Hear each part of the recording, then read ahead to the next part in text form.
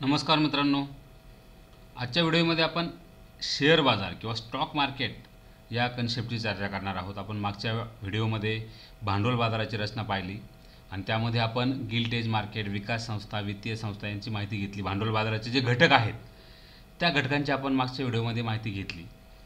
त्यावेळेस आपण काही वित्तीय संस्थांची माहिती घेत असताना merchant banking, credit rating agency, पतहमी संस्था यांची माहिती घेतली आणि ज्या संस्था राहिल्या होत्या त्यांची माहिती आज आपण घेतोय. त्यामध्ये प्रामुख्याने शेअर बाजार म्हणजे काय, कारण शेअर मार्केट ही अशी कन्सेप्ट आहे की जी सामान्य लोकांच्या दृष्टीने पण आणि स्पर्धा परीक्षांचा अभ्यास करणाऱ्या विद्यार्थ्यांच्या दृष्टीने पण अतिशय महत्त्वाची कन्सेप्ट आहे. आणि कोणत्याही शेअर बाजाराला त्या देशाचा आरसा असं संबोधलं जातं. त्याचं कारणच ते असतं की शेअर मार्केटवरून त्या देशाची आर्थिक पत लक्षात येत असते आणि म्हणून शेअर मार्केट हा अतिशय महत्त्वाचा विषय आहे. त्याची आपण आजच्या व्हिडिओमध्ये चर्चा करतोय. शेअर बाजार, शेअर मार्केट किंवा स्टॉक मार्केट. आता समजा मला जर एखादी कंपनी सुरू करायची असेल, वैयक्तिक एक आपण हायपोथेसिस उदाहरण घेऊया की मला एखादी कंपनी सुरू करायची आहे आणि त्या कंपनी सुरू करण्यासाठी मला पैसे लागत असतील समजा 1 कोटी रुपये. तर मग माझ्यासमोर हा प्रश्न उभा राहील की मी पैसा कसा उभा करणार, माझ्याकडे पैसा कुठून आणणार. मी पहिल्यांदा हा विचार करेल की माझी स्वतःची सेविंग किती आहे. ती सेविंग पाहणार. ठीक आहे, सेविंगमध्ये काही काम होत नाही. मग मी माझ्या नातेवाईकांना, मित्रांना वगैरे पैसे मागणार, त्यांच्याकडून काही पैसे घेणार आणि त्यानंतर बघणार की आता जमतं आहे का, असं लक्षात येईल की नाही जमत. मग आता माझ्याकडे जर 1 कोटी रुपयाची प्रोजेक्ट आहे कंपनीचा आणि माझ्याकडे फक्त 40 लाख रुपये किंवा 30 लाख रुपये जर असतील तर आता उर्वरित पैसे मी कसे आणणार. मग मी हे करायचं का की आणखी 2 वर्ष आपण सेविंग करूया आणि मग 2 वर्षांनी कंपनी टाकूया. तसं जर विचार केला तर आणखी 2 वर्षांनी कंपनीचे जे प्रोजेक्ट कॉस्ट असेल ती 1 कोटीवरून वाढून 1.5 कोटीपर्यंत सुद्धा जाऊ शकते. आणि त्यामुळे मग हा पर्याय तर नाही की थांबूया. मग दुसरा पर्याय काय, स्वतःकडे जर पैसे नसतील तर मग पैसे उभारण्याचे 2 मार्ग आहेत. एक तर कर्ज घ्या किंवा इक्विटी द्या कुणाला तरी. इक्विटी काय आणि कर्ज काय हेच आपण आजच्या व्हिडिओमध्ये पाहत आहोत आणि त्याचाच आढावा घेत आपण शेअर मार्केटकडे जाणार आहोत. तर कर्ज घेण्याचा पर्याय आपल्यासमोर असेल. आता मला कर्ज घ्यायचं आहे आणि मी गेलो बँकेकडे बँक लोन घेण्यासाठी. तर बँकेकडे गेल्यानंतर बँक मला पहिल्यांदा माझी पत तपासून पाहिल की याच्याकडं कर्ज आपण जर दिलं याला कर्ज तर याची परतफेडीची क्षमता किती आहे, हा नेमकं करतो काय, उत्पन्नाचे सोर्स काय आहेत. स्वतःच्या उत्पन्नाचा काय सोर्स नसेल तर मग कंपनी आपल्याकडे काहीतरी मॉर्गेज मागेल ती बँक की तुम्ही काय मॉर्गेज ठेवणार, सोनं आहे, जमीन आहे, घर आहे, काहीतरी मॉर्गेज ठेवलं तरच आपल्याला बँक लोन देईल असं सांगितलं असेल. किंवा त्यानंतरसुद्धा आपला बँक सिबिल स्कोअर तपासून पाहिल की याचा सिबिल स्कोअर किती आहे आणि अन्य वित्त संस्थांकडून, बँकांकडून काही पैसे उचललेले आहेत का किंवा कर्ज बुडव्या तर नाही हा. आणि हा सगळा विचार करून समजा बँकांनी असं गृहीत धरले की ठीक आहे याचं ओके रेकॉर्ड आहे आणि याला आपण कर्ज देऊ. पण ते सुद्धा बँका आपल्या मागणी इतकं किंवा आवश्यकते इतकं कर्ज देतीलच असं नाही. बँक आपल्याला ठराविक अमाऊंटचं एक कर्ज देतील, ठराविक लिमिटपर्यंत कर्ज देतील. बँकांनी समजा 20 लाख कर्ज दिलं तरी आणखी 40 लाख किंवा 50 लाख जर हवे असतील तर मग मला ह्या बँकेच्या लोनने पण काही फायदा होणार नाही.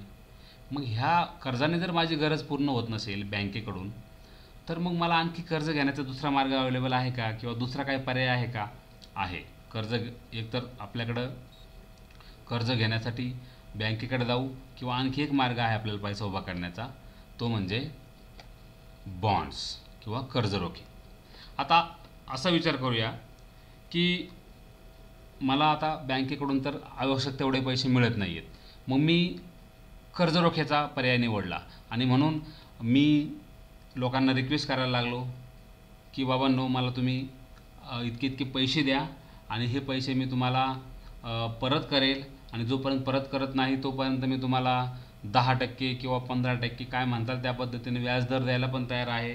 तुमचे समजा 5 वर्षासाठी मला द्या, 5 वर्षांनी तुमचे मी पैसे परत करेल आणि ह्या पैसे परत करण्याच्या हमीसाठी मी तुम्हाला बॉन्डवर एका पेपरवर, सिक्युरिटी पेपरवर लिहून देतो की मी तुमच्याकडून एवढे पैसे घेतले आहेत आणि मी तुमचे एवढे पैसे देणे लागतो, पण मला पैसे द्या, माझी पैशाची गरज आहे, मला कंपनी सुरू करायची आहे. हा एक मार्ग आहे. की मी बॉन्डच्या रूपाने, कर्जरोख्यांच्या रूपाने पैसा उभा करेल आणि माझ्या कंपनीचं काही होऊ तिकडे, माझी कंपनी लॉसमध्ये जाईल, प्रॉफिटमध्ये जाईल किंवा कंपनी स्थापन होईल नाही होईल, तरी पण मी तुमचे पैसे देणं लागतो म्हणजे लागतो. त्यात जर तर किंतु परंतु काहीच नाही. म्हणजे मी बॉन्डवर लिहून देऊन दुसऱ्याकडून काही रक्कम घेतली असेल तर ती रक्कम त्यात नमूद केल्याप्रमाणे त्याला परत मला द्यावीच लागणार आहे. मी लिहून दिलेलं आहे तसं. आणि मग व्यवसाय तोट्यात असो किंवा बुडालेला असो. म्हणजेच आपण ह्याच्यावरून असं म्हणू शकतो की कर्जरोखं किंवा बॉन्ड्स हे ठरलेल्या मुदतीत ठरलेल्या व्याजदराने मुदलासह परतावा देणारे गुंतवणुकीचे एक साधन आहे. आणि आपण मग भांडवल उभारण्यासाठी अशा मार्गाने जाऊ शकतो. पण हे मी करेल आणि मग मला लोक प्रतिसाद देतीलच असं नाही. मी बॉन्ड्सची जरी लोकांना सांगितलं की मी बॉन्ड्सवर लिहून द्यायला तयार आहे पण मला पैसे द्या, तरी पण लोक मला पैसे देतीलच याची गॅरंटी नाही. आणि त्यामुळं बॉन्ड्सचे पण प्रकार आहेत, त्यावरून प्रकार पडलेले. Junk bonds, gilt edged securities आणि बेरर बॉन्ड्स असे बॉन्ड्सचे प्रकार आहेत. आता एक एक प्रकार समजून घेऊया की जंक बॉन्ड्स कशाला म्हणायचं. समजा हेच उदाहरण आपण जे बघितलं वरती त्याप्रमाणे मी एखाद्या बॉन्ड पेपरवर लिहून दिलं की बाबांनो मी 10% तुम्हाला व्याजदर देईन पण मला पैसे द्या. पण मग मी असं म्हटल्यानंतर लोक देतीलच असं नाही. गुंतवणूकदार जो असेल की जो मला पैसे देण्यासाठी इच्छुक असेल तो पैसे देण्यापूर्वी माझी सगळी चौकशी करेल. माझी चौकशी कशी करेल तर त्यासाठी एक मार्केटमध्ये यंत्रणा असते. कालच्या व्हिडिओमध्ये आपण पाहिलं क्रेडिट रेटिंग एजन्सी असतात. देशात आपल्या क्रिसिल आहे, केअर आहे, तसे आंतरराष्ट्रीय स्तरावर S&P आहे, मूडीज आहे. या क्रेडिट रेटिंग एजन्सी काय करत असतात, अशा प्रकारच्या ज्यांना कोणाला कर्ज हवं असेल किंवा जे इन्व्हेस्टर्स असतात आणि त्यांना जे एखाद्या ठिकाणी इन्व्हेस्टमेंट करायचं असेल तर त्या ठिकाणी इन्व्हेस्टमेंट करणं सेफ आहे की नाही याचं क्रेडिट रेटिंग करत असतं. त्यामुळं समजा एखाद्या क्रेडिट रेटिंग एजन्सीने माझ्या बॉन्डचं रेटिंग केलं आणि त्यांच्या असं म्हणजे माझ्या बॉन्डचं रेटिंग करताना काय करतील ते की माझी पत काय आहे, माझ्याकडे स्वतःकडे किती सोर्स आहे संपत्तीचं, माझी कंपनी कशी आहे, त्या कंपनीचे स्थापन होण्याचे चान्सेस किती आहेत किंवा ती सक्सेस होण्याचे चान्सेस किती आहेत आणि त्यावरून मी कर्जाची परतफेड करण्याचे चान्सेस किती आहेत, याचा सगळा अभ्यास करून ते मला एखादं रेटिंग देतील. समजा दुर्दैवाने असं झालं की मला त्यांनी जर रेटिंग चांगलं दिलं नाही, वाईट रेटिंग दिले की याला पैसे देऊन याचे परत पैसे काही येतील याची गॅरंटी नाही आणि हा व्यक्ती काही विश्वासाला पात्र नाही, मी कर्ज बुडवू शकतो. जर असं जर त्या रेटिंग एजन्सीने दिलं तर मग इन्व्हेस्टर्स कशाला मला पैसे देतील. कोणताही शहाणा मनुष्य माझ्याकडे इन्व्हेस्टमेंट करणार नाही. आणि म्हणून मी कितीही बॉन्ड घेऊन उभा राहिलो, अरे हे बॉन्ड घ्या पण मला पैसे द्या, तरी त्याला कोणीही किंमत देणार नाही. आणि अशा बॉन्डला जंक बॉन्ड्स असं म्हणतात. जंक, जसं जंक फूड असतं तसं जंक बॉन्ड्स, चांगलं क्रेडिट रेटिंग नसलेले बॉन्ड्स. मग आता जंक बॉन्ड जर आलेत, माझा बॉन्ड जर जंक निघाला म्हणजे आता माझ्या बॉन्डवर कोणी विश्वास ठेवणार नाही, तर मग मी आता पैसा उभा कसं करणार. कर्ज मिळण्याची कॅपॅसिटी संपलेली आहे, बॉन्ड्सनी कर्ज घ्यावं तर बॉन्ड्सवर कोणी विश्वास ठेवणार, मी करावं काय, मार्ग नाही का आहे. त्याची आपण पुढे चर्चा करणार आहोत. तुर्तास दुसरा प्रकार पाहूया की सरकारी किंवा नामांकित कंपन्यांच्या बॉन्ड्सला गिल्ट एजेड सिक्युरिटी म्हणतात. काल आपण जसं पाहिलं की गिल्ट एज मार्केट की ज्या ठिकाणी सरकारच्या प्रतिभूतींची खरेदी विक्री ज्या ठिकाणी चालते त्या मार्केटला गिल्ट एज मार्केट म्हणतात. त्याचप्रमाणे गिल्ट एज सिक्युरिटीज पण आहे की सरकारला जेव्हा पैशाची गरज असते तेव्हा त्यांच्याकडून ट्रेझरी बॉन्ड्स विक्रीला काढले जातात आणि सरकारच्या वतीने हे काम कोण करतं आपल्याला माहिती आहे, RBI करत असते. आणि मग सरकारचे बॉन्ड्स गुंतवणूकदार प्राधान्याने विकत घेतात कारण सरकार आपल्याला फसवणार नाही हा विश्वास असतो किंवा सरकारच्या परतफेडीच्या क्षमतेवर काय कोणाला शंका नसते. आणि मग हे सरकारला माहीत आहे की आपल्या बॉन्ड्सवर सगळ्यांचा विश्वास आहे, आपल्यावर आपण परतफेड करणार याची सगळ्यांना गॅरंटी आहे. तर मग सरकार, जसं मी मागाशी जंक बॉन्डच्या वेळेत मी लोकांना कन्व्हिन्स करत होतो, अरे घ्या रे बॉन्ड, मला पैसे द्या, असं सरकार प्रत्येकाला भीक नाही घालणार की आम्हाला पैसे द्या, हे बॉन्ड्स घ्या रे प्लीज, मी व्याजदर द्यायचं. सरकारला गरज नाही कारण सरकारवर लोकांचा ऑलरेडी विश्वास आहे, कन्व्हिन्स आहेत लोक. तर सरकार कन्व्हिन्स करण्याच्या भानगडीत पडणार नाही. सरकार बॉन्ड्स विक्रीला काढेल आणि त्याच्यावर खूप कमी व्याजदर ठेवेल. समजा 3%, 4%, 5%, ह्याच्यापेक्षा जास्त. जर इतर वित्त संस्था एखादी नवीन कंपनी जर 10%, 15% व्याजाने बॉन्ड्स वितरित करत असेल तर सरकारी किंवा एखादी शासकीय कंपनी जास्तीत जास्त 4-5% दराने देईल. कारण त्यांना माहिती आहे की लोक आपल्या बॉन्ड्सवर विश्वास ऑलरेडी आहे, त्यामुळं आपल्या बॉन्ड्सची विक्री होणारच आहे. आणि लोकांनासुद्धा हे माहिती आहे की ठीक आहे, सरकारकडून जरी आपल्याला परतावा कमी मिळत असला तरी तो निश्चित आहे, फिक्स आहे आणि त्यामुळं हे बॉन्ड्समध्ये आपण इन्व्हेस्ट करायला हरकत नाही. जसं सरकारी बॉन्ड्सवर लोकांचा विश्वास असतो तसा नामांकित कंपन्यांच्या ब्रँड्सवर पण विश्वास असतो बॉन्ड्सवर. समजा आता रिलायन्ससारखी कंपनी असेल, टाटासारखी कंपनी असेल की ह्या कंपन्यांचं रेप्युटेशन खूप चांगलं आहे आणि म्हणून अशा कंपन्यांनी जर बॉन्ड्स इश्यू केले तरीसुद्धा लोक त्याच सरकारी बॉन्डसारखंच त्याला कन्सिडर करून त्यामध्ये इन्व्हेस्ट करतील आणि त्या कंपन्यासुद्धा अर्थातच व्याजदर बॉन्ड्सवर कमी देतील, पण तरीसुद्धा त्यात सिक्युरिटी जास्त आहे, सुरक्षितता जास्त आहे. म्हणून तर अशा सुरक्षितता जास्त असलेल्या सरकारी किंवा नामांकित कंपन्यांच्या बॉन्ड्सला गिल्ट एजेड सिक्युरिटी असं म्हणतात. आणि आणखी एक प्रकार आहे बेरर बॉन्ड्स. बेरर बॉन्ड्स म्हणजे असे बॉन्ड्स की ज्यांच्यावर धारकाचं नाव नसतं. जसं एखादा बेरर चेक असतो की ज्याच्यावर धारकाचं नाव नसतं, की ज्याला कोणाला हा चेक दिला असेल त्याने बँकेतून या आणि त्याला बँक पैसे दिला असं त्याचा अर्थ असतो. बेरर बॉन्ड्सचं पण तसंच असतं की बेरर बॉन्ड्सवर म्हणजे त्याच्यावर बॉन्ड धारकाचं लावलेलं नसतं, केवळ कुपन्स जोडलेले असतात त्याला. त्यामुळं जेव्हा एखाद्याला पैसे पूर्ण काढायचे ज्यावेळेस नसतात की त्यात जेवढी अमाऊंट लिहिलेली आहे तेव्हा मग त्यापैकी एक एक कुपन काढून ते ब्रोकरला विकून ठराविक रक्कम आपण काढू शकतो. यात महत्त्वाचा मुद्दा असा आहे की पैसे कोण काढत आहे हे ट्रॅक होत नाही. म्हणजे कोण खरेदी करत आहे, कोण विक्री करत आहे हे समजूच शकत नाही, कारण त्याच्यावर काही नाव नसतं, पत्ता नसतं धारकाचं किंवा इतर काही माहिती नसते. आणि त्यामुळं असे बॉन्ड्स आता आपल्या भारतात साधारणपणे असे बॉन्ड्स जनरली नाहीत किंवा इतर देशांमध्ये अशा प्रकारचे बॉन्ड्स वितरित केले जात असत. आता तेही बंद झालेले आहे. आता आधुनिक काळात बेरर बॉन्ड्स हा प्रकार फारसा राहिलेला नाही, पण पूर्वी असे बॉन्ड्स असायचे. आता मग हे असे बॉन्ड्स का सरकार असे बॉन्ड्स का इश्यू करत असेल? कारण जेव्हा सरकारला पैशाची अत्यंत गरज असते, पैशाची आणीबाणी असते, युद्ध सुरू असतं, अशावेळी सरकार वेळ खवाशी एखादी रजिस्ट्रेशनची पद्धत आहे. रजिस्ट्रेशन फॉर्मसाठी वेळ वाया घालवा, ह्या एवढा वेळ नसतो आणि मग सोपं काय की बॉन्ड्सची कुणाला विक्री करायची आणि पैसे गोळा करायचे. म्हणून बेरर बॉन्ड्स काही सरकारकडून इश्यू केले जात असत. मात्र आता सध्या बेरर बॉन्ड्सची जवळपास पद्धत बंद आहे. आता सगळे बॉन्ड्स हे डीमॅट फॉर्मॅटमध्ये असतात आणि त्यामुळे त्याच्या खरेदी किंवा विक्रीसाठी संबंधित व्यक्तीला सगळे त्याचे डिटेल्स द्यावेच लागतात. त्यामुळे आता असा प्रकार राहिलेला नाही, पण हा एक प्रकार आहे बॉन्ड्सचा, बेरर बॉन्ड्स. आता बॉन्ड्सचे आणखी काही वेगळ्या अँगलनी पण प्रकार पडू शकतात. ट्रेझरी बॉन्ड्स, कॉर्पोरेट म्हणजे ट्रेझरी म्हणजे कोषागार बॉन्ड्स, म्हणजे आपण त्याला गव्हर्नमेंटच्या सिक्युरिटीजचे बॉन्ड्स म्हणतो. कॉर्पोरेट म्हणजे मोठ्या मोठ्या कंपन्यांनी विक्रीला काढलेले कॉर्पोरेट बॉन्ड्स असतील. स्टेट गव्हर्नमेंट, जसं केंद्र सरकार पैसा उभा करत असतं तसं राज्य सरकार पण पैसा उभा करतं. तसंच एखादं स्थानिक स्वराज्य संस्था असेल तीसुद्धा पैसा उभा करत असते किंवा फॉरेन पण इतर कंपन्या इथे येऊन बॉन्ड्स विक्री करत असतात, पैसा उभा करत असतात. त्याचा तसेही प्रकार आपण पाडू शकतो. आणखी आता हे बॉन्ड्सचा एक मार्ग झाला, म्हणजे आपल्याला कर्जाचे दोन मार्ग झाले की एकतर बँकेकडून लोन घ्या किंवा बॉन्ड्स विकत घ्या. पण मग आता बॉन्ड्सला फारसा प्रतिसाद नाही मिळाला तर माझ्याकडे आणखी एक ऑप्शन आहे पैसा उभा करण्याचा, तो म्हणजे इक्विटीच्या माध्यमातून भागीदारी एखाद्याला देऊन. ती कशी तर IPO किंवा शेअर्सच्या माध्यमातून. आता पहा, कर्ज हा पर्याय जर शक्यच नसेल तर पैसा उभा करण्यासाठी इक्विटी हा पर्याय आहेच.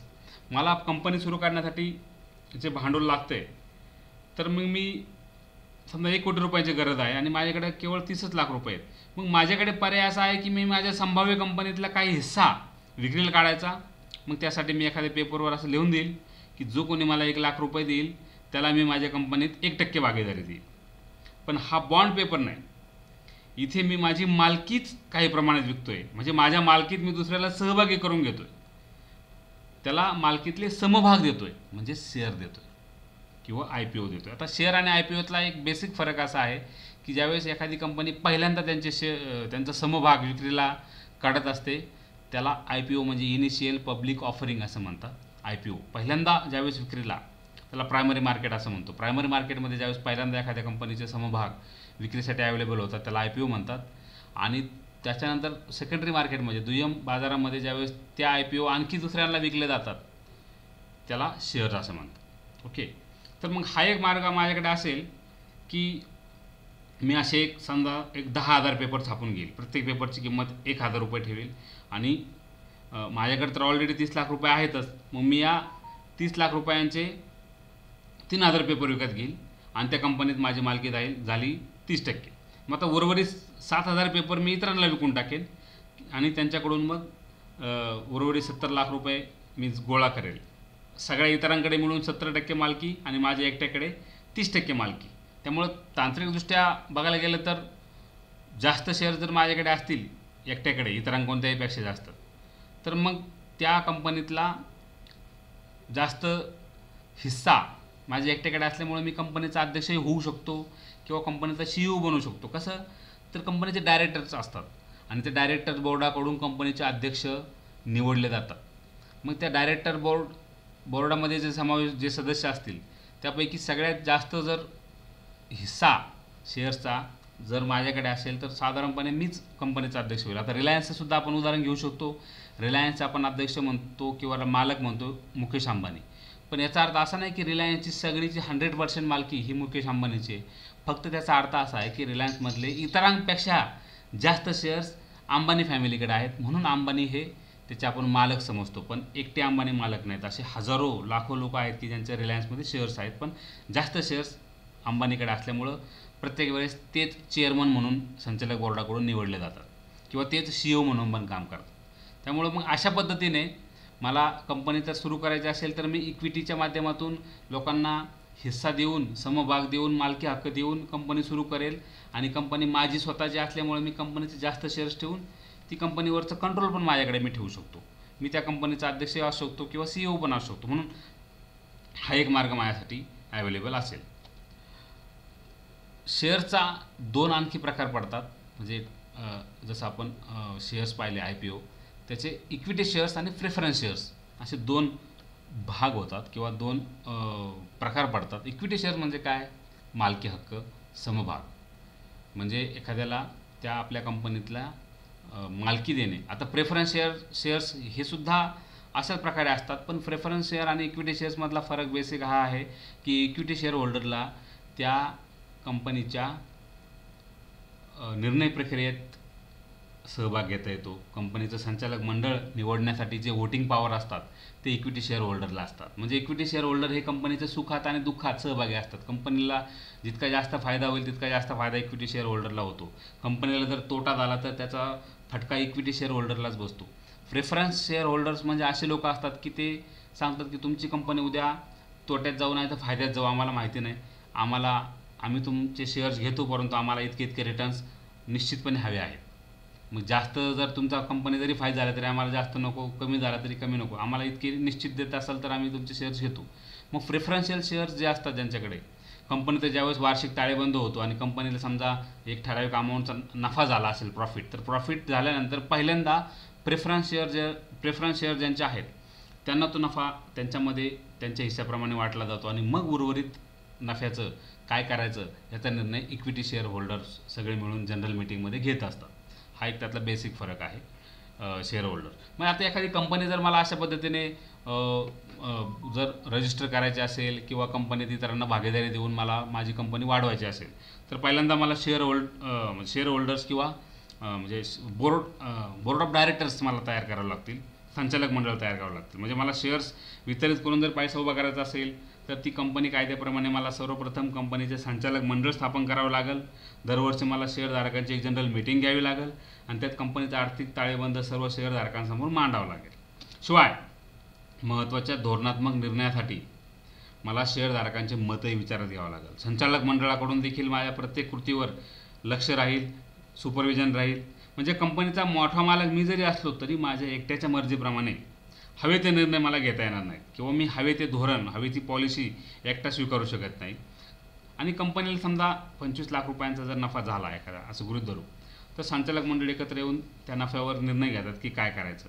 मग त्यात असं समजा ठरलं की 25 लाखापैकी 10 लाख रुपये आपण शेअर होल्डर्सला डिव्हिडंड म्हणून वाटून, लाभांश जो काही कंपनीचा नफा होतो त्या नफ्याचा परतावा ज्यांचे ज्या पद्धतीने शेअर्स असतील त्याला त्या पद्धतीने जो हिस्सा दिला जातो त्याला डिव्हिडंड किंवा लाभांश असं म्हणतात. समजा असं ठरलं की 10 लाख रुपये डिव्हिडंड द्यायचे, आता 15 लाख उरलेत, मग 15 लाखाचं काय करायचं.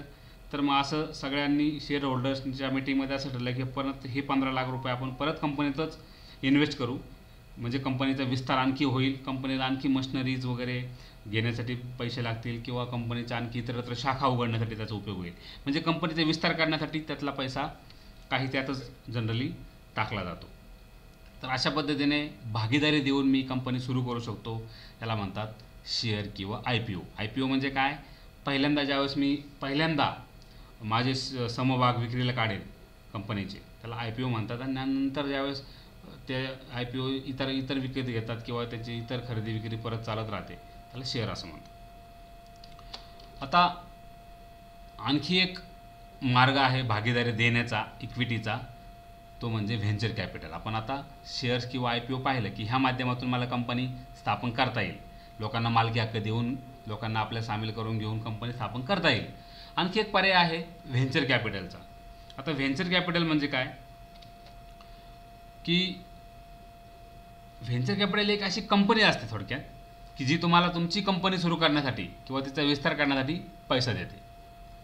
पण त्याच्याबद्दल ते तुमच्या कंपनीतले काही मालकी हक्क मागतात. व्हेंचर कंपनी अशी खूप मोठी असते, त्यांच्याकडे भरपूर पैसा असतो. त्या कंपन्या आपल्याला पैसा देतील, मात्र त्या बदल्यात ते कंपनीतला मालकी हक्क मागतात ठराविक पद्धतीने. अशा कंपन्या प्रामुख्याने काय करतात? मोठ्या प्रकल्पामध्ये मोठी गुंतवणूक करत असतात.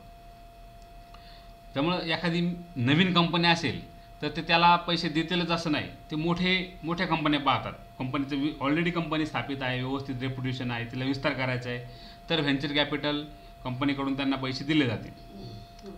पण नवीन कंपनी जर असेल, आता व्हेंचर कॅपिटल कुठून पैसा आणतात?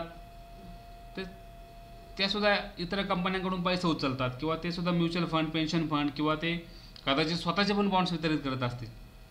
अशा कंपन्यांकडे मॅनेजमेंट एक्सपर्ट असतात, कॉर्पोरेट लॉयर्स असतात, चार्टर्ड अकाउंटंट असतात, बिझनेस कन्सल्टंट असतात. अशा लोकांची टीमच असते आणि ते बिझनेस प्लॅनचा अभ्यास करतात आणि त्यानुसार निर्णय घेतात की आपण कोणाला पैसे द्यायचे.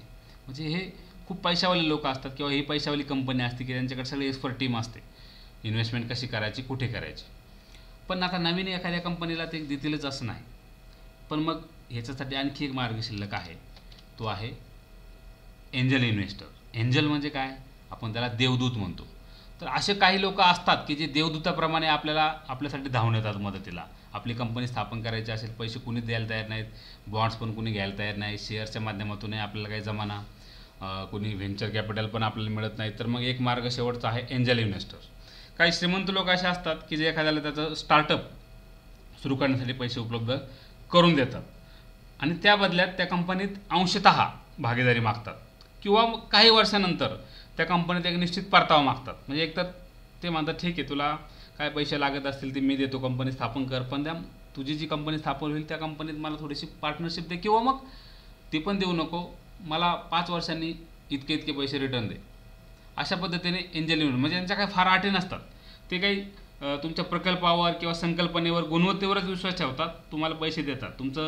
तुमची स्वतःची आर्थिक कुवत कशी आहे, तुमचा प्रकल्प जर अपयशी ठरला तर आपले पैसे कसं काय परत येतील, असा विचार करतच नाहीत. ते तुमच्याकडून फार चौकशी न करता किंवा फार प्रोसिजर न लावता तुम्हाला पैसे अवेलेबल करून देतात. फक्त तुमची आयडिया काय आहे, हे असे लोक असतात की जे लोक खूप मुरब्बी असतात, बिझनेसमेन असतात, खूप दिवस बिझनेस करून, व्यवसाय करून ते सगळे नॉलेजेबल झालेले असतात. त्यामुळे त्यांना लगेच कळतं की एखाद्याकडे जर नवीन इनोव्हेटिव्ह काही कल्पना असेल तर ते त्याला सपोर्ट करतात, पैसे देतात ते, आणि त्यानंतर ते तुम्हाला 5 वर्षांनी किंवा 10 वर्षांनी रिटर्न द्या किंवा मग तुमच्या कंपनीत थोडीशी पार्टनरशिप द्या, काय हरकत नाही. जर आपल्याला आपली कंपनी स्थापन होण्यासाठी दुसरा मार्गच नसेल तर आपण एंजल इन्व्हेस्टरची ऑफर तर आपल्यासाठी खूप चांगली आहे. आपण त्याला देवासारखे धावून आले असं म्हणू शकतो. म्हणून तर त्याला एंजल इन्व्हेस्टर म्हणतात की अरे वा, तुमच्या फार अटी नाहीत, तुम्ही आम्हाला पैसे देताय, आमच्या कंपनीत पार्टनरशिप पाहिजे ना, देऊन टाकू किंवा इतके दिवसांनी पैसे देऊन टाकू. म्हणजे एंजलप्रमाणे हे लोक आपल्याला मदत करत असतात. आता बघा, स्टीव्ह जॉब्सचं एक उदाहरण आहे. स्टीव्ह जॉब्स यांनी ॲपल ही कंपनी स्थापन केली. ह्या स्टीव्ह जॉब्सला सुद्धा ज्यावेळेस स्टीव्ह जॉबच्या डोक्यात खूप कल्पना होत्या त्यावेळेस त्यांनासुद्धा कोणी बॉन्ड्सच्या माध्यमातून, शेअर्सच्या माध्यमातून त्यांच्याकडे पैसा उभा होत नव्हता, त्यांच्याच्याने बँकेकडून लोन मिळत नव्हतं. मग अशा वेळेस त्यांना माईक मर्कुला नावाचे एक एंजल इन्व्हेस्टर्स भेटले. त्यांनी सांगितले की ठीक आहे, मला तुझ्या आयडिया समजल्यात, यू कॅरी ऑन, मी तुला पैसे देतो. आणि त्यांनी त्याला स्टीव्ह जॉब्सला पैसे दिले आणि ॲपल कंपनी स्थापन झाली. म्हणजे बघा, माईक मर्क्यूला जर स्टीव्ह जॉब्सला भेटलेच नसते कदाचित, तर स्टीव्ह जॉब्सला ॲपल कंपनी उभीच करता आली नसती. त्याच्या डोक्यातल्या काही आयडिया त्याला प्रत्यक्षात उतरवता आल्या नसत्या. बँकांनी किंवा त्याला फारशी रक्कम दिली नसती. शेअर मार्केटमधून पण त्याला समभाग विक्री करूनसुद्धा का पैसे येतील नाही येतील हे माहीत नाही. पण माईक मर्क्यूल्याच्या रूपाने एंजल इन्व्हेस्टर त्यांना भेटला आणि त्यांनी ॲपलची स्थापना केली. पुढे चालून मग ॲपल कंपनी ज्यावेळेस स्थापन झाली त्यावेळेस मग पुढे ॲपल कंपनीतली 1/3 मालकी त्यांनी माईक मर्क्यूल्या यांनी घेतली. पण ठीक आहे, त्या निमित्ताने ती कंपनी स्थापन करण्याचं जे त्यांचं स्टीव्ह जॉबचं जे स्वप्न होतं ते तर साकार करता आलं. म्हणून एंजल इन्व्हेस्टर हा एक मार्ग आपल्यासमोर अवेलेबल असतो पैसे उभे करण्यासाठी. म्हणजे आपण शेअर बाजार म्हणजे काय आपण हे पाहतोय त्या कन्सेप्ट की शेअर मार्केटची स्थापना वगैरे आपण पाहण्यापूर्वी परत एकदा रिकॅप करू की आपल्याला जर पैसे उभे करायचे असतील तर आपल्याकडे 2 मार्ग असतात, कर्ज घ्या किंवा भागीदारी द्या. कर्ज घेण्याचे पण 2 मार्ग आहेत, एक बँकेकडे जा किंवा मग तुमचे बॉन्ड्स वितरित करा. बॉन्ड्समध्ये आपण जंक बॉन्ड, बेरर बॉन्ड किंवा गिल्डेज बॉन्ड्स बघितले. त्या माध्यमातून पण पैसे उभे राहत नसतील तर मग इक्विटीकडे आपण आलो. त्या ठिकाणी आपण पाहिलं की शेअर्स किंवा IPOच्या माध्यमातून आपण मालकी देऊन दुसऱ्यांना आपल्या कंपनीत आपण पैसे उभा करू शकतो. किंवा मग आपण व्हेंचर कॅपिटल बघितलं आणि आता एंजल इन्व्हेस्टर बघितले. या माध्यमातून आपल्याला पैसा उभा करतात. ह्या सगळ्या आता हे आपण सगळं हवेत बोललो आपण की हे असं करता येईल तसं करता येईल.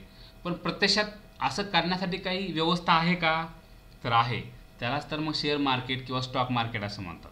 हा एक बेसिक फरक लक्षात घ्या की ज्यावेळेस आपण स्टॉक मार्केट किंवा शेअर मार्केट म्हणतो, शेअर म्हणजे काय आणि स्टॉक म्हणजे काय यातला फरक लक्षात येतोय का? स्टॉक म्हणजे काय, शेअर्स असतो ना, शेअर्स समभाग, त्याचं पैशातलं मूल्य किती, जे पैशातलं मूल्य असतं त्याला स्टॉक म्हणतात. म्हणजे शेअर हे एक समजा एक डॉक्युमेंट असेल पण त्या शेअरच्या डॉक्युमेंटचं पैशातलं व्हॅल्युएशन किती आहे त्याला स्टॉक असं म्हणतात. म्हणजे स्टॉक मार्केट किंवा शेअर मार्केट ही एकच कन्सेप्ट आहे. तर आता पैसा उभे करण्याचे मार्ग आपण पाहिले. ही प्रत्यक्षात अशी कोणती यंत्रणा आहे का की ज्या माध्यमातून हे पैसे उभे करता येतात? तर त्यासाठी आपण शेअर बाजार किंवा भारतातील रोखे बाजार किंवा भाग बाजार या मुद्द्याचा आढावा घेऊया.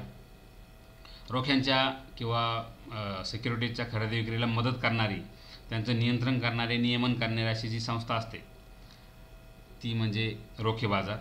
रोखे बाजार हे कोणत्याही एखाद्या भांडवलशाही अर्थव्यवस्थेचं एक महत्त्वाचं वैशिष्ट्य आहे आणि जे देशातल्या सार्वजनिक बचतीतून जे भांडवल उभे राहील ते उद्योगांमध्ये गुंतवून देशाच्या आर्थिक विकासाला हातभार लावण्याचं काम या मार्केटकडून, शेअर मार्केटकडून चालत असतं. आणि म्हणजे व्यक्ती असेल, एखादी संस्था असेल किंवा त्यांच्याकडे जी बचत असेल किंवा अतिरिक्त पैसा असेल ते व्यापारी बँकेत किंवा इतर ठिकाणी सेविंग म्हणून जर ठेवला तर तो फारसं रिटर्न देणार नाही. पण मग त्यापेक्षा जर उद्योगांना ज्यांना गरज आहे पैशाची आणि ते आपल्याला जास्त रिटर्न देतात तिथे जर हा पैसा गुंतवला तर त्यांनाही फायदा होतो आणि आपल्याला रिटर्न जास्त मिळत असतं. आता शेअर मार्केटचं जरी जास्त बघायला गेलं तर लंडनचा जो स्टॉक मार्केट आहे ते अलीकडच्या काळातलं पहिलं सुसंघटित असं स्टॉक मार्केट आपण समजतो. भारताचा जर विचार केला तर भारतात जुलै 1875ला मुंबईला आणि 1894मध्ये अहमदाबादला तसंच 1908मध्ये कलकत्त्याला शेअर बाजारांची स्थापना झाली. मुंबईला 9 जुलै 1875 या दिवशी बॉम्बे शेअर बाजार म्हणजे बॉम्बे स्टॉक एक्सचेंज BSEची स्थापना झाली आणि हा देशातलाच नाही तर आशिया खंडातला पहिला स्टॉक एक्सचेंज आहे. आणि श्री प्रेमचंद रायचंद हे या शेअर बाजाराचे संस्थापक मानले जातात. रोखे बाजारावर नियंत्रण ठेवण्यासाठी the Bombay securities contract control act 1925 हा कायदा केला गेला होता. मात्र रोखे बाजाराच्या बाहेरचे जे व्यवहार असतील किंवा फ्युचर ट्रेडिंग आपण त्याला वायदे बाजार म्हणतो त्याच्यातला फरक त्या ॲक्टमध्ये व्यवस्थित स्पष्ट नव्हता केला. त्यामुळं हा कायदा जो होता तो रोखे बाजारावर नियंत्रण ठेवण्याच्या दृष्टीने काही फार सक्सेस ठरला नाही, अपयशी ठरला. मग भाग बाजारातली किंवा शेअर बाजारातली तेजी आणि तिचे दुष्परिणाम किंवा अवास्तव चलनवाढीला प्रतिरोध या संबंधात उपाययोजना सुचवण्यासाठी भारत सरकारने 1945मध्ये डॉक्टर PJ थॉमस की ते ज्यावेळेस अर्थ मंत्रालयाचे सल्लागार होते त्यांच्या अध्यक्षतेखाली एक समिती नेमली आणि त्या समितीने 1947ला असा अहवाल दिला की या ठिकाणी एखादी अशी संस्था स्थापन करा किंवा असा एखादा कायदा करा की जो सर्वसमावेशक असेल. पुढे 1951मध्ये शासनाने डी गोरवाला यांच्या अध्यक्षतेखाली एक 10 सदस्याची समिती नेमली आणि त्या समितीने जो अहवाल दिला त्याच्या आधारे सिक्युरिटीज कॉन्ट्रॅक्ट रेग्युलेशन ॲक्ट 1956 हा कायदा संमत झाला आणि या कायद्यान्वये देशातल्या रोखे बाजारावर नियंत्रण ठेवण्याचा अधिकार केंद्र शासनाला मिळाले. सिक्युरिटीज कॉन्ट्रॅक्ट रेग्युलेशन ॲक्ट 1956 जो कायदा आहे त्या कायद्यानुसार सुरुवातीच्या काळात मग मुंबई, कलकत्ता, चेन्नई, दिल्ली, अहमदाबाद, हैदराबाद, बंगलोर, इंदोर या 8 शहरातल्या प्रत्येकी एका रोखे बाजाराला शासन मान्यता मिळाली. आणि मग पुढच्या काळात आपल्या आणखी काही शेअर मार्केट्स किंवा रोखे बाजार स्थापन झाले. आता ह्या रोखे बाजाराची आणखी माहिती घेण्यापूर्वी ह्यांचं नियमन करणारी संस्था कोणती आहे तर सेबी आहे, securities and exchange board of India. GS Patel समितीच्या शिफारशीनुसार 12 एप्रिल 1988ला या सेबीची स्थापना करण्यात आली. खरं तर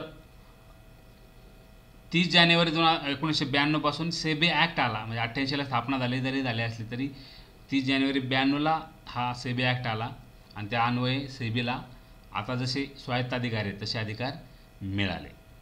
आणि एप्रिल 1998 पासून सेबी संपूर्ण भांडवल बाजाराचा नियंत्रक बनलेला आहे. आपण कालपासून ज्याची चर्चा करतो की संपूर्ण भांडवल बाजाराचं नियंत्रण कोण करतं, सेबी.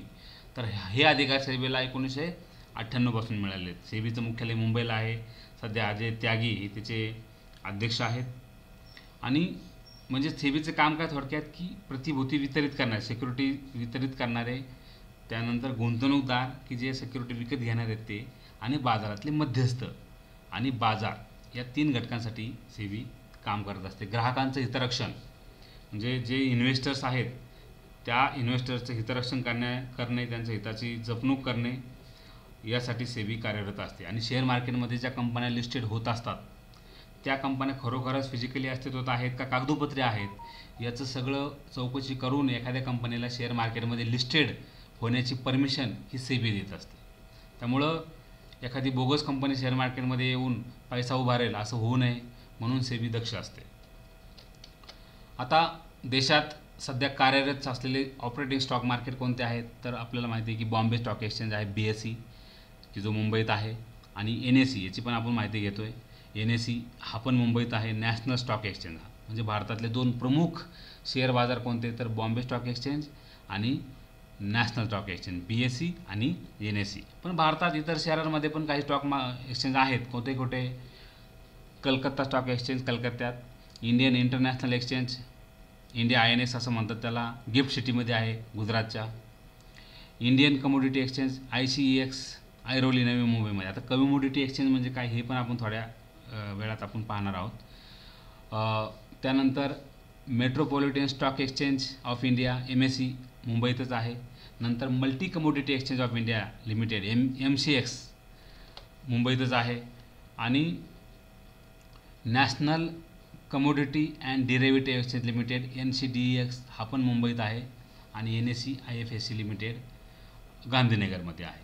तर अशा प्रकारे सध्या 9 शेअर बाजार या देशात आपल्या कार्यरत आहेत. म्हणजे शेअर मार्केटची कन्सेप्ट समजते का ज्या कंपनीला पैसा उभा करायचा असतो आणि त्या कंपनीने सेबीची मान्यता घ्यायची, सेबीकडून परमिशन घ्यायची, सेबी परमिशन देत असताना सगळी चौकशी करणार कंपनीची आणि त्या कंपनीचं स्वतःचं पेडअप कॅपिटल किती आहे, किती पैसे त्यांना उभे करायचे आहेत, फिजिकली कुठे अस्तित्वात आहे, हे सगळ्यांची माहिती घेऊन त्या कंपनीला शेअर मार्केटमध्ये लिस्टेड केलं जातं. आणि मग शेअर मार्केटमध्ये लिस्टेड केल्यानंतर ही कंपनी शेअर मार्केटमध्ये आपले IPO किंवा शेअर्स वितरित करायला सुरुवात करते आणि जसे लोक ते विकत घेतील तसं त्या कंपनीकडे पैसा येत राहतो आणि त्या पैशातून मग कंपनीचा विस्तार होतो किंवा कंपनी आणखी मोठी बनते. म्हणजे कंपन्यांना किंवा उद्योगांना जो पैसा लोकांकडून उभा करायचा असतो त्यासाठी शेअर मार्केट ही संस्था आहे. ओके. बॉम्बे स्टॉक एक्सचेंजविषयी आपण पर्टिक्युलरली आणखी माहिती घ्यायला पाहिजे. हा देशातलाच नाही तर आशियात खंडातला सगळ्यात जुना शेअर मार्केट आहे आणि सगळ्यात महत्त्वाचा रोखे बाजार आहे आपल्या देशातला, सगळ्यात मोठा असंही आपण म्हणू शकतो BSE. आणि सध्या याच्यामध्ये 5439 कंपन्या लिस्टेड आहेत. मे 2020 पर्यंत या रोखे बाजाराची मार्केट कॅप $2.1 ट्रिलियन इतकी आहे. म्हणजे या शेअर मार्केटमध्ये $2.1 ट्रिलियन इतके व्यवहार होतात, की जे आपल्या अर्थव्यवस्थेत म्हणजे अर्थव्यवस्थेच्या जवळपास 60 ते 70% म्हणू शकतो आपण, तितके व्यवहार आपल्या या एकट्या BSE मध्ये होत असतात. आणि मार्केट कॅपिटलायझेशनचा विचार केला तर BSE हा जगातला 10वा सगळ्यात मोठा रोखे बाजार आहे, जगातला 10वा. सध्या मे 2020चा जर विचार केला तर सध्या विक्रमजीत सेन हे BSEचे अध्यक्ष आहेत आणि आशिष कुमार चौहान हे त्याचे मॅनेजिंग डायरेक्टर आहेत. आता BSEचे निर्देशांक कोणकोणते आहेत? BSE सेन्सेक्स 30, त्यानंतर S&P BSE small cap, S&P BSE mid cap, S&P BSE large cap आणि BSE 500. आता ही सेन्सेक्सची काय कन्सेप्ट आहे बघा. खरं तर दीपक मोहनी नावाच्या एका व्यक्तीने या कन्सेप्टचा ही कन्सेप्ट मांडली 1989 मध्ये. म्हणजे त्याला आपण सेन्सिटिव्ह इंडेक्स असं म्हणतो, की त्या मार्केटमध्ये समजा बॉम्बे स्टॉक एक्सचेंजमध्ये दिवसभरातले जे काही व्यवहार होतील, भरपूर कंपन्यांचे व्यवहार होतात. आपण बघितलं की 5439 कंपन्या लिस्टेड आहेत. पण त्या सगळ्या कंपन्यांच्या बाबतीत काय व्यवहार झाले? ज्यावेळेस शेअरची विक्री जास्त होते, म्हणजे लोकांकडून, म्हणजे लोक ज्यावेळेस शेअर मार्केटमध्ये जाऊन शेअर्स खरेदी करतात, म्हणजे लोक मार्केटमध्ये पैसा ओततात, त्यावेळेस हा सेन्सेक्स आहे तो किंवा निर्देशांक आहे तो वरती जात असतो. आणि ज्यावेळेस लोक मार्केटमधून आपल्या ताब्यात असलेले शेअर्स परत माघारी देऊन आपला पैसा परत मोकळा करून घेतात, आपल्याकडे पैसा घेतात आणि आपल्याकडे असलेले शेअर्स विकून टाकतात, त्यावेळेस मग मार्केट खाली यायला सुरुवात होते. म्हणून जितके जास्त व्यवहार हे खरेदीचे होतील शेअरच्या, तितका जास्त शेअर तो सेन्सेक्स हा वरती जात असतो. आता दिवसभरातले जे व्यवहार होतात सगळ्या कंपन्यांमध्ये काय झालं हे पाहण्याऐवजी फक्त मोजके, आता BSE सेन्सेक्स 30 याचा अर्थ असा आहे अशा 30 ब्लूचिप कंपन्या, की ज्या 30 कंपन्यांच्या बाबतीत काय झालं त्यांच्या शेअरची खरेदी झाली आहे जास्त का विक्री जास्त झाली याचा फक्त आढावा घेतला जातो. किंवा BSE 500 पण आहे एक सेन्सेक्स, की ज्याच्यामध्ये अशा काही 500 कंपन्या आहेत की ज्यांच्या बाबतीत काय व्यवहार झाले आणि त्या आधारे BSEचा सेन्सेक्स काढला जातो दिवसाखेर, की आज. आणि त्या सेन्सेक्सवरून हे लक्षात येतं की आज शेअरची लोकांनी जास्त खरेदी केली आहे का विक्रीचा मारा केलेला आहे, हे त्याच्याहून चित्र स्पष्ट होतं. आणि आज घडीला म्हणजे आता 17 मे 2020ला जर बघितलं तर BSE सेन्सेक्स सध्या आहे 31,097 अंकापर्यंत पोहोचलेला आहे. खरं तर हा 40,000पर्यंत चालला होता, पण दुर्दैवाने ह्या करोनाचं संकट आणि जागतिक मंदी ह्या कारणास्तव तो परत आता रिटर्न होत चाललेला आहे. तर BSE म्हणजे बॉम्बे स्टॉक एक्सचेंजच्या आणि हे बॉम्बे स्टॉक एक्सचेंजमध्ये जर आपल्याला शेअर्स खरेदी करायचे असतील तर आपल्याला त्या दलालपतवर जाऊन त्या बिल्डिंगमध्ये जाऊनच आपल्याला शेअर खरेदी करायला लागतील असं काही नाही. हे सगळे व्यवहार आता ऑनलाईन होतात. आपल्याकडे कॉम्प्युटर असेल किंवा मोबाईलवर सुद्धा हे सगळे व्यवहार होऊ शकतात. आपल्याला डीमॅट अकाउंट जर स्वतःचा असेल तर आपण स्वतः खरेदी विक्री करू शकतो. इंट्राडे ट्रेडिंग किंवा शॉर्ट टर्म लॉंग टर्म अशा पद्धतीने आपण ट्रेडिंग करू शकतो. किंवा आपल्याकडे जर डीमॅट स्वतःचा अकाउंट नसेल तर आपल्याला एखाद्या ब्रोकरची मदत घ्यावी लागते. पण जनरली आता सगळ्या बँकांकडून डीमॅट सुविधा अवेलेबल करून दिलेली आहे, त्यामुळे सगळ्याच बँकांकडून डीमॅटची अकाउंट ओपन करून दिली जाऊ शकतात आणि त्या माध्यमातून आपल्याला इन्व्हेस्टमेंट करता येऊ शकते शेअर मार्केटमध्ये. तर अशा पद्धतीने हे share market Bombay stock exchange. आता नॅशनल स्टॉक एक्सचेंज म्हणजे काय? जसं BSE आहे तसं NSE पण आहे, राष्ट्रीय रोखे बाजार. नॅशनल स्टॉक एक्सचेंज 1992ला NSEची स्थापना झाली आणि भारतातला पहिला असामायिक इलेक्ट्रॉनिक एक्सचेंज, म्हणजे त्याला डिम्युटिलाइज्ड इलेक्ट्रॉनिक एक्सचेंज असं म्हणतात, अशा पद्धतीने त्याची स्थापना झाली. आधुनिक पूर्णपणे स्वयंचलित screen based electronic trading system असलेला हा भारतातला पहिला रोखे बाजार आहे. आणि NSE हा जगातला 11वा सगळ्यात मोठा रोखे बाजार आहे. आपण BSE 10वा बघितला, आता हा 11वा आहे. याच्यामध्ये आता सध्या जर विचार केला तर 1952 कंपन्या या लिस्टेड आहेत. गिरीश चतुर्वेदी हे त्याचे अध्यक्ष असून विक्रम लिमये हे त्याचे मॅनेजिंग डायरेक्टर आहेत. आणि मे 2020पर्यंत या बाजाराचे मार्केट कॅपिटलायझेशन $2.27 ट्रिलियन इतका आहे. आणि NSEचा मुख्य निर्देशांक हा निफ्टी आहे. जसा BSEचा सेन्सेक्स आहे तसा याचा निफ्टी 50 आहे. 50 महत्त्वाच्या कंपन्यांचा रोखे व्यवहाराचा विचार केला जातो. आणि आज घडीला निफ्टी 50 हा जो निर्देशांक आहे तो सध्या 9,136 अंकापर्यंत पोहोचलेला आहे. म्हणजे मुंबईतले हे दोन महत्त्वाचे शेअर बाजार, एक नॅशनल स्टॉक एक्सचेंज आणि एक BSE बॉम्बे स्टॉक एक्सचेंज. आता मगाशी आपण कमोडिटी एक्सचेंजचा पण मुद्दा विचारात घेतला. कमोडिटी एक्सचेंज म्हणजे काय? कमोडिटी म्हणजे वस्तू, म्हणजे असा बाजार की जिथं विविध वस्तूंच्या, कोणत्या असेल, सोनं असेल, चांदी असेल, कृषी उत्पादनं असतील, कच्चं तेल असेल, ऊर्जा असेल, धातू, लोखंड, कोळसा या आणि इतर वस्तूंच्या खरेदी विक्रीचे व्यवहार त्याच्या ठिकाणी होत असतात. जसं आपण शेअर्स खरेदी करतो तशा वस्तूंच्या पण खरेदीच्या विक्रीचे या ठिकाणी व्यवहार होत असतात. एखाद्या वस्तूची विक्रेता एक किंमत जाहीर करतो, खरेदीदार त्याची स्वतःची एक किंमत जाहीर करतो आणि जेव्हा या किमती जुळतात तेव्हा तो व्यवहार होतो आणि ती वस्तू विकली जाते. असं एक साधं सिंपल याच्यामागचं तर वर्किंग आहे. कमोडिटी एक्सचेंजमध्ये जनरली वस्तूंवर आधारित भविष्यातील वायद्यांचा, म्हणजे फ्युचर कॉन्ट्रॅक्ट असं म्हणतो त्याला, फ्युचर ट्रेडिंग असे शब्दप्रयोग आहे, त्याला व्यापार होतो, म्हणून त्याला वायदे बाजार असं म्हणतात. म्हणजे काय की समजा एखादा वस्तूचा विक्रेता आहे, तो सांगतो की ह्या ह्या वस्तू मी विकणार आहे, ह्या ह्या वस्तू मी बाजारात आणणार आहे आणि या वस्तूंच्या तुम्ही जर आत्ताच बोली लावली किंवा बुकिंग केलं तर तुम्हाला ह्या वस्तू त्यावेळेसच्या किमतीपेक्षा स्वस्त पडतील. म्हणून मग अशा पद्धतीने तो त्यांच्या वस्तूंची की ज्या भविष्यात येणार आहेत त्यांची अगोदरच बोली लावतो, म्हणून त्याला फ्युचर ट्रेडिंग असं म्हणतात. की अजून त्या वस्तू यायच्यात किंवा त्या वस्तू अजून लोकांपर्यंत पोहोचायला वेळ आहे, मग या माध्यमातून तो पैसा गोळा करतो आणि मग त्यानंतर त्या वस्तू लोकांना ठरलेल्या किमतीमध्ये पोहोच करतो. म्हणजे सहाराने जो कमोडिटी एक्सचेंजमध्ये घोटाळा केला तो अशाच पद्धतीने केला की त्यांनी लोकांकडून पैसे तर गोळा केले, विविध वस्तू दिल्या जातील अशा पद्धतीने सांगून, परंतु तो पैसा इतरत्र वापरला आणि लोकांना त्यांच्या वस्तू मिळाल्याच नाही आणि मग ते उघड झालं. तर तो कमोडिटी एक्सचेंजमधला घोटाळा सहारा कंपनीने केलेला, सुब्रत रॉयचा. तर अशा पद्धतीने फ्युचर ट्रेडिंग किंवा कमोडिटी एक्सचेंज, MCX हा यातला. आता भारतात कोणकोणते कमोडिटी एक्सचेंज आहेत? मल्टी कमोडिटी एक्सचेंज MCX हा जो आहे हा एक महत्त्वाचा आहे.